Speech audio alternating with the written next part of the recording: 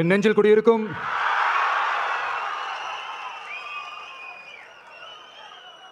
என்னுடைய தோழர்களுக்கும் தோழிகளுக்கும் தமிழக மக்களுக்கும் என்னுடைய வணக்கம். நம்ம குடும்ப உறவுகளை இழந்ததுனால சொல்ல முடியாத வேதனையிலும் வலியிலும் இவ்வளவு நாளா இருந்தோம். அப்படிப்பட்ட அந்த சூழல்ல நம்ம சொந்தங்களின் மனம் பற்றி இருக்க வேண்டியது நம்மளுடைய கடமை. அதனால தான் அவங்களோட சேர்ந்து அமைதி காத்து வந்தோம். ஆனால் இப்படி அமைதி காத்து வந்த நேரத்தில் நம்மளை பற்றி வன்ம அரசியல் வலைகள், அர்த்தமற்ற அவதூறுகள்னு இந்த மாதிரி நிறையா விஷயங்கள் நம்மளை பற்றி பின்னப்பட்டன, பரப்பப்பட்டன. இது எல்லாமே சட்டம் மற்றும் சத்தியத்தின் துணை கொண்டு துடைத்து எறியத்தான் போகிறோம். பட் அதுக்கு முன்னாடி தமிழக சட்டமன்றத்தில் நமக்கு எதிராக நிகழ்த்தப்பட்ட ஒரு உரைக்கு ஒரு நாகரிக பதிலடி கொடுக்கணும்னு நான் நினைக்கிறேன்.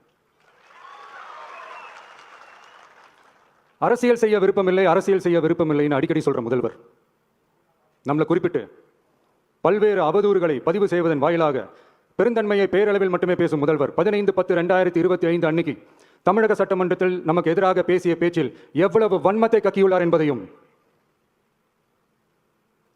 எப்படிப்பட்ட ஒரு அரசியல் செய்ய முயல்கிறார் என்பதையும் தமிழக மக்கள் உணராமலா இருப்பாங்க. இந்த கரூரோட சேர்ந்து 5-6 மாவட்டத்துக்கு இந்த மக்கள் சந்திப்பு நிகழ்ச்சிகள்லாம் நடத்தியிருக்கிறோம், போயிருக்கிறோம்.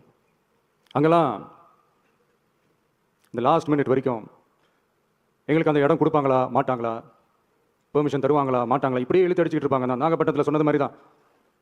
நாங்கள் ஒரு இடம் செலக்ட் பண்ணி கேட்போம், மக்கள் நல்லா ஸ்பேஷியஸாக நின்று பார்க்குற மாதிரி. பட் அவங்க அதெல்லாம் ரிஜெக்ட் பண்ணிவிட்டு மக்கள் நெருக்கடியோடு நின்று பார்க்குற மாதிரி ஒரு இடத்த செலக்ட் பண்ணி எங்களுக்கு கொடுப்பாங்க. இது டிஃபால்ட்டாக எல்லா இடத்துலையும் இந்த ஒரு ஆர்குமெண்ட் நடந்துட்டு இருக்குன்னு வைங்க. அது மட்டும் இல்லை, இந்தியாவிலேயே எந்த ஒரு அரசியல் கட்சி தலைவருக்கும் கொடுக்கப்படாத கண்டிஷன்ஸ். பஸ்ஸுக்குள்ளேயே இருந்து பார்க்கணும், மேலே கை காட்டக்கூடாது, இப்படிலாம் ஒரு அதீத கட்டுப்பாடுகளை கொடுத்த உடனே எங்கள் சைட்லேருந்து ஒரு அறிக்கையும் வெளியிட்டோம். அது மட்டும் இல்லை, தமிழக வெற்றி கழகம் சார்பாக அனைத்து கட்சிகளுக்கும் சமமாக ஒரு முறையான ஒரு பொது வழிகாட்டு முறைகள், SOPஸ்ன்னு சொல்லுவாங்க, அதையும் வழங்கணும்னு சொல்லி உயர்நீதிமன்றத்தையும் நாடி இருக்கணும். இதுவும் தமிழக மக்கள் உணராமலா இருப்பாங்க. இப்படி ஒரு அரசியல் காழ்ப்புடன், நேர்மை திறனற்று நம்மளை பற்றி குற்றம் சாட்டியுள்ள குறுகிய மனம் கொண்ட முதல்வர் அவர்களுக்கு ஒரு சில கேள்விகள்.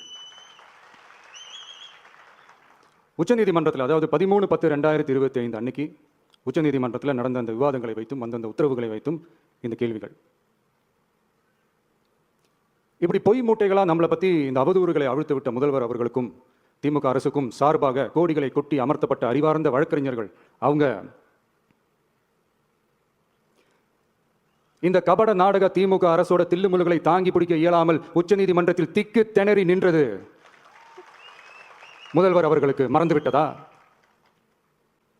அரசு உயர் அதிகாரிகள், காவல்துறை உயர் அதிகாரிகள் எல்லாருமே நம்மளை பற்றி ஃபுல்லாக இந்த அவதூறுகள் பரப்பி ஒரு செய்தியாளர்கள் சந்திப்பு அவசரமாக, இதெல்லாம் ஏன் நடக்குது, எதுக்காக நடக்குது அப்படின்னு ஒட்டுமொத்த தமிழக மக்களும் கேள்வி கேட்க ஆரம்பிச்சாங்க. இதுவும் தமிழக முதல்வர் மறந்துட்டாரா? அதுக்கப்புறம் அந்த தனிநபர் ஆணையத்தை தலையிலேயே கொட்டி வீட்டுக்கு அனுப்பிச்சிட்டாங்க, அது வேறு விஷயம். இப்படிலாம் கேள்வி கேட்ட உடனே ஏதாவது பதில் சொல்லி ஆகணும்ல. அதனால சட்டமன்றத்தில் பேசும்போது உண்மை நிலையை தெளிவுபடுத்தத்தான் அப்படின்னு ஏதோ இந்த சட்ட ரீதியாகவும் சத்தியத்திற்காகவும் நடந்தது போல ஏதோ சாமர்த்தியமாக பேசுறதா நினைச்சு பேசியிருக்காங்க.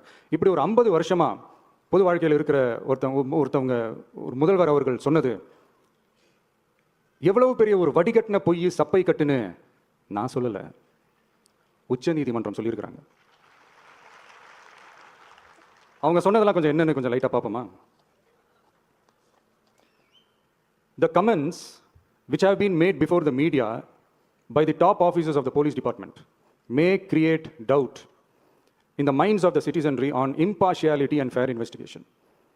The faith and trust of the general public on the process of investigation must be restored in the criminal justice system. அதாவது அரசு காவல் உயர் அதிகாரிகள் ஊடகங்களிடம் பேசியது என்பது பொதுமக்களிடையே நியாயமான விசாரணை நடக்குமா என்ற சந்தேகத்தை ஏற்படுத்தக்கூடும் என்றும், நியாயமான விசாரணை மூலமே அந்த சந்தேகத்தை மீட்டெடுத்தே ஆக வேண்டும் என்றும் உச்சநீதிமன்றம் தமிழக அரசின் தலையில் ஓங்கி நறுக்கு நறுக்கு நறுக்கு என்று கொட்டியதை முதல்வர் அவர்கள் மறந்துட்டாரா?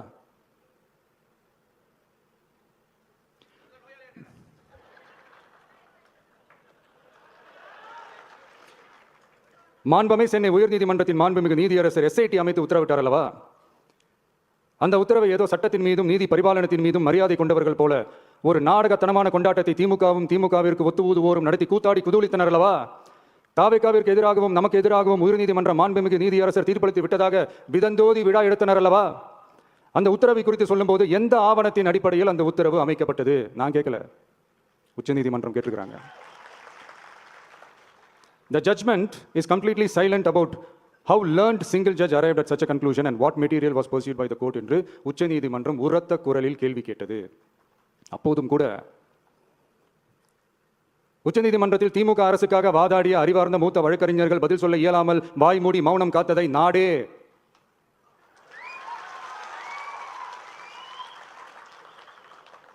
பார்த்ததல்லவா? இதையும் முதல்வர் அவர்கள் மறந்துட்டாரா?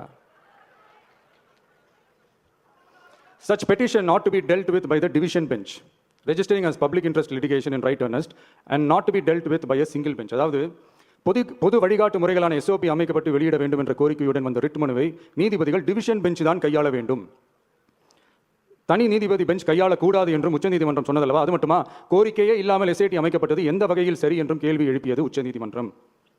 இது எல்லாமே அறியாமலோ இல்ல அறியாதது போலவோ உச்சபட்ச அதிகார மயக்கத்தில் இருந்து பேசினாரோ முதல்வர் அவர்கள்? மனிதாபிமானம், அரசியல் அறம், மாண்பு இதெல்லாம் எதுவுமே இல்லாம வெறும் பேச்சில் மட்டுமே பேசிக்கிட்டு அரசியல் ஆதாயம் தேடுற ஆட்டத்தை ஆடத் தொடங்கிவிட்டார் முதல்வர் அவர்கள்.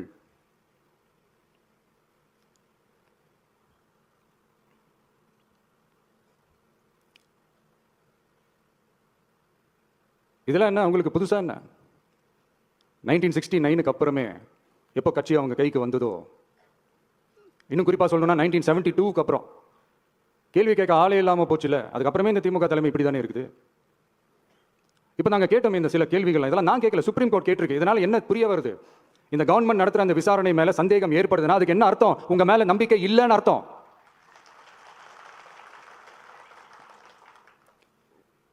இதெல்லாம் ஏன் எதுக்காகன்னு முதல்வர் அவர்களுக்கு புரியுதா?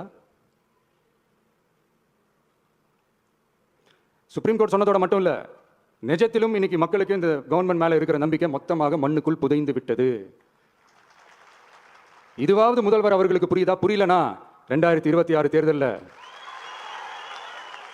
இந்த திமுக தலைமைக்கு மக்கள் இன்னும் ஆழமா அழுத்தமா புரிய வைப்பாங்க.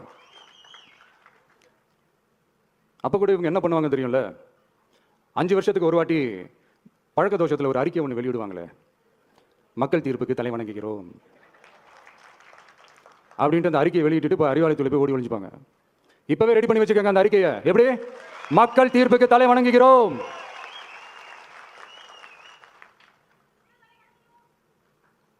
நான் போன பொதுக்குழுவில் சொன்னதை தான் நான் திரும்பவும் சொல்றேன். இயற்கையும் இறைவனும் நம் தமிழக சொந்தங்களின் வடிவில் மாபெரும் மக்கள் சக்தியை நம்ம கூடவே நிற்கும் போது எம் மக்களுக்கான அரசியலை தடுப்பவர் எவர்? அதனால தோழர்களே, நமக்கு வந்திருக்கிற இந்த இடையூறு வெறும் டெம்பரரி மட்டும்தான். எல்லாத்தையும் தகர்த்தெறிவோம், மக்களோட கை கோர்த்து நிற்போம், மக்களோட களத்தில் போய் நிற்போம். நம்ம பயணத்தில் தடம் மாறவே மாட்டோம். இப்பவும் சொல்றேன், 2026ல் 2 பேருக்கு நடுவில் தான் போட்டியே. ஒண்ணு, இன்னொன்னு இந்த போட்டி இன்னும் ஸ்ட்ராங்கா மாறப்போகுது. 100% வெற்றி நமக்கு. வாகை சூடுவோம், வரலாறு படைப்போம், கான்பிடென்டா இருங்க, நல்லதே நடக்கும், வெற்றி நிச்சயம். மீண்டும் சந்திக்கும் வரை நன்றி, வணக்கம்.